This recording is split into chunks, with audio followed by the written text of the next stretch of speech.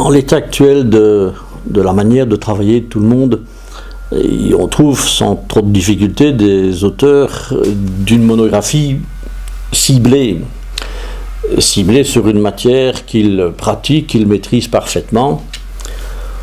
Mais le TPDC, c'est autre chose. Et c'est la volonté d'englober toute une matière, c'est-à-dire un ensemble de sujets, d'une manière à la fois synthétique, mais en même temps complète, et on y ajoute encore une exigence de pédagogie. Donc forcément, c'est un ouvrage qui a sa particularité quant au travail des auteurs.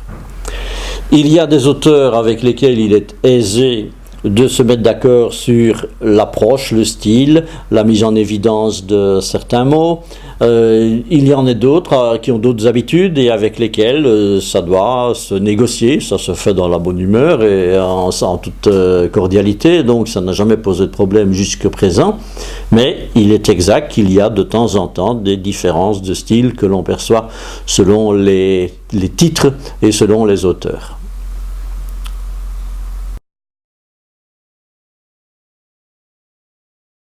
Il y a évidemment des difficultés et la principale, elle est bien connue, c'est que certains auteurs restent dans le timing prévu tandis que d'autres restent carrément en racle et ça devient une situation extrêmement difficile à gérer dans l'ensemble. Notamment parce que dans le TPDC, il y a toujours un effort de renvoi d'un texte vers d'autres textes de manière à ce que le lecteur puisse utiliser pleinement les ressources intellectuelles de l'ouvrage.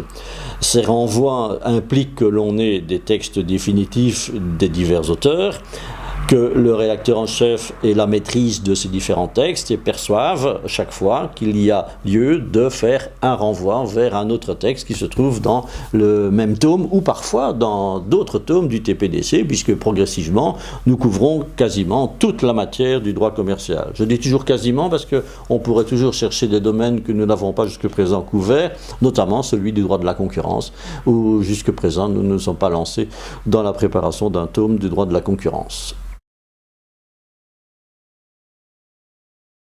Et en tout cas, il y a deux tomes qui s'annoncent, un tome dont je n'ai pas la charge et qui concerne le droit des transports, c'est un domaine que je maîtrise peu, et un tome de droit financier dont je n'aurai pas la charge principale, elle sera assumée par Dominique Blomart parce que je n'ai pas la maîtrise suffisante des matières. Or, pour être un bon rédacteur en chef, il faut avoir soi-même une maîtrise au moins suffisante des matières distribuées entre les auteurs.